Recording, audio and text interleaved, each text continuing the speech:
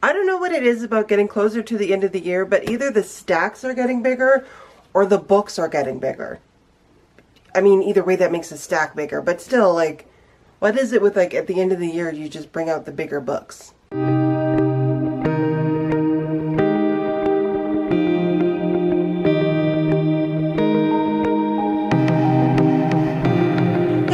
Welcome back to another video. Today it is the end of another month, and so it is time to wrap up all the books I read this month. This was a pretty interesting reading month. I started out really strong. I hit a huge reading slump in the middle where I DNF'd like 4 books in a row, and then I ended up finishing a book late into the night last night before filming this video. So it ended meh. It wasn't a bad ending, but I definitely started out stronger at the beginning of this month. So here are all the books that I read in the month of October. The first book I finished is My Lady Jane by Cynthia Han, Brody Ashton, and Jody Meadows. This is book 1 in the My Lady Janie's trilogy, or series, definitely a trilogy. There's 3 books announced so far, and I really enjoyed this. I did a full review of this book. I bought it because it was 55 cents. It was one of those really hyped, popular YA books that I was interested in but not sure how I would feel about, and ended up loving this book. The comedy of it was just, it was so funny. I was laughing so much at this book. I did a full review of this book, so you guys can go ahead and wherever that goes, you guys can go ahead and check that out. I always forget where the links pop up, so wherever the links pop up, I'll leave it linked so you guys can go check out my full review of the hysterical retelling of My Lady Jane, the 9-Day Queen. I then finally finished The Remnant Chronicles by Mary E. Pearson by finishing The Beauty of Darkness. This is book 3 in the Remnant Chronicles trilogy, and I rather enjoyed it. It was a good ending. There's still some content in there, so definitely give a moderate content rating. You definitely know that 2 characters sleep together twice at least. Definitely twice they sleep together. It doesn't go into a lot of detail or build for it. You definitely know what's going on and what's happening, but thankfully it doesn't go into a lot of detail, so it's still really young adult for that kind of setting. There is some mild language and definitely some violence. There's a lot of violence. So it is a pretty moderate on the content rating, but I did rather enjoy this as a conclusion. This is probably the best concluded love triangle I have yet to read in YA. The first book, The Kiss of Deception, starts off introducing a very strong and unique love triangle. You definitely know that it is introducing a love triangle because you have these 2 guys chasing this runaway princess. You don't know which one's the assassin and you don't know which one's the prince until the end of the book, and it's kind of mind-blowing, but it's a love triangle introduced. But this was the best conclusion and solution to a love triangle that I have yet to read in YA. Overall, I gave it a 3-star rating, just a little moderate on the content, but I was pleasantly surprised with the ending. And then finally it finished off the 6 primary works of Jane Austen by finishing Pride and Prejudice. I gave this a solid 5-star rating. I can see why everybody adores Pride and Prejudice. Pride and Prejudice and Northanger Abbey are my 2 favorite Jane Austen novels. I did a full discussion about my thoughts about all 6 of the Jane Austen primary works, so I'll leave that linked up here for you guys to go and check that out as well if you haven't done so. I really enjoyed filming that. It was just nice to kind of loosely gush about the works of Jane Austen and what I thought about them. But Pride and Prejudice and Northanger Abbey are my tied for favorite out of Jane Austen's novels. I finished off one of my review books by Enclave Publishing. This was The Story Peddler by Lindsay A. Franklin. I also did a full review of that, and I'll leave that linked down below or somewhere for you guys, so you guys can go and check out that review. I only gave this a 2-star rating. It put me into a slump. It didn't captivate my attention. The writing was it wasn't bad writing, but it was very blah. And I was just confused with a lot of names, and I wasn't connecting to any of the characters, and I ended up skimming the ending of it, so I don't really remember what happened throughout most of the book, actually. It was meh. I didn't really overly enjoy this at all, so I only gave it, sadly, a 2-star rating. I then listened to the audiobook of A Touch of Gold by Annie Sullivan. This is a King Midas retelling, and we're following the daughter of King Midas, who in the legend was turned into gold. She does get turned back into a human, but she has a bit of the curse that lingers on her, and that lingers over her father and the kingdom. So we're following her as she's trying to rid the kingdom, or kind of finding a way to fix this curse. I gave this book a 4-star rating. It was highly entertaining. I really enjoy those quest books. For content, a heads up for violence. There's one pirate captain or evil pirate guy who likes to keep the skulls of his victims, and there's a scene with him cleaning off one. That was kind of gruesome to read or listen to with the audiobook. So that was a little stomach queasy, so just heads up about the violence.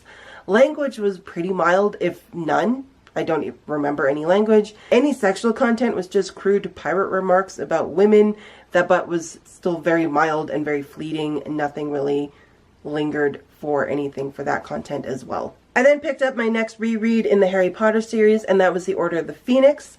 I've heard people call this book the book where nothing happens. There's a lot that happens in The Order of the Phoenix, okay? This is where the emotions start to take over, and you start to root for your characters, and root that people don't get hurt, or that nothing happens to them, or you're just really, really emotionally invested into characters. I loved The Order of the... I love all of them.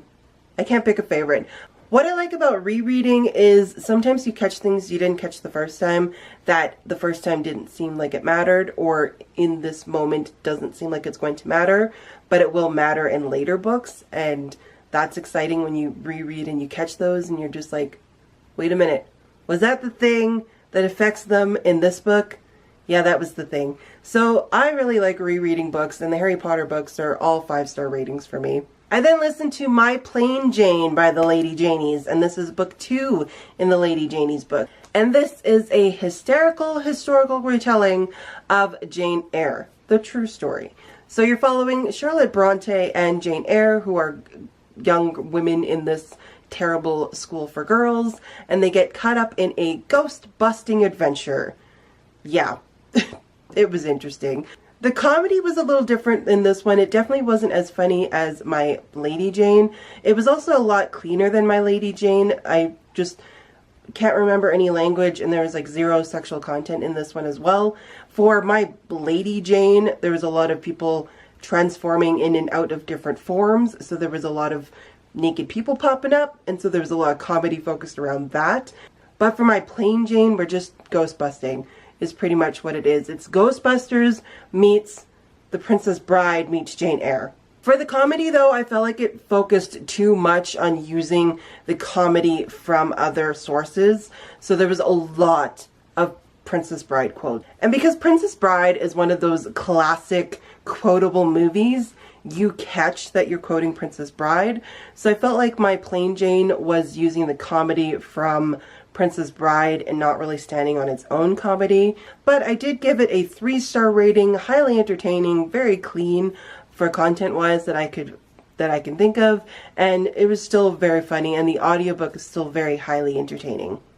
This was the part of the month where I got into a huge reading slump. I ended up DNFing like 4 books in a row, things that didn't interest me, or just ones for content that had a lot of condensed swearing. Just in the first chapter or 2, there's just a lot of swearing that I just ended up DNFing for, and I wasn't really getting into anything.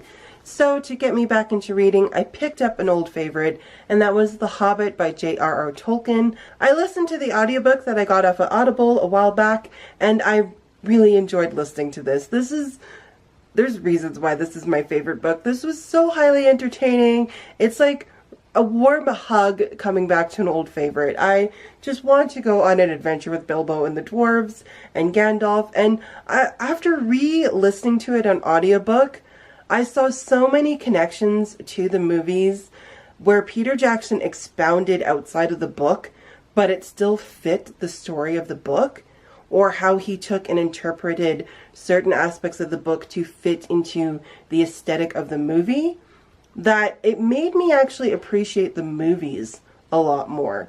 I still can't fit Tariel into this whole thing, but I still found I was appreciating the Hobbit trilogy a lot more after listening to The Hobbit again. I then read The Queen's Rising by Rebecca Ross. This was a YA book that came out last year or this year, can't remember, and it was interesting. I only gave it a 3-star rating. We're following Brianna, and you kind of start off in this boarding school or this passion school where these girls learn to either passion and focus on either music, art, wit, knowledge. There's a couple other ones, or I think there's 5, I'm missing one.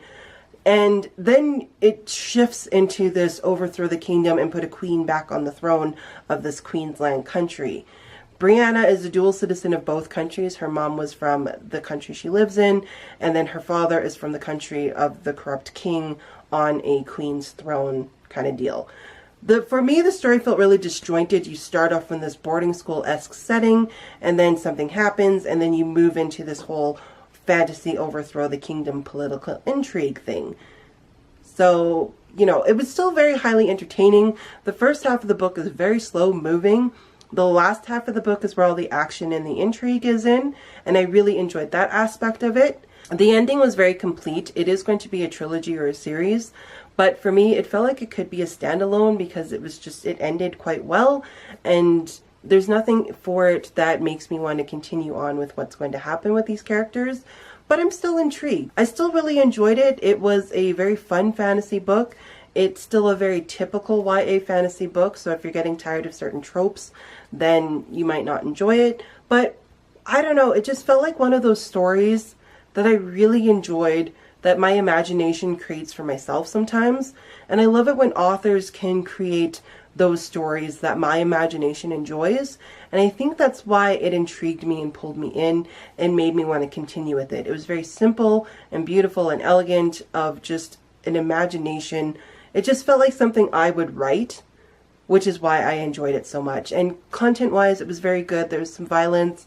There's a couple mentions of just as a woman protecting yourself against people that would want to mistreat you, but there really isn't anything content-wise that you need to be concerned about.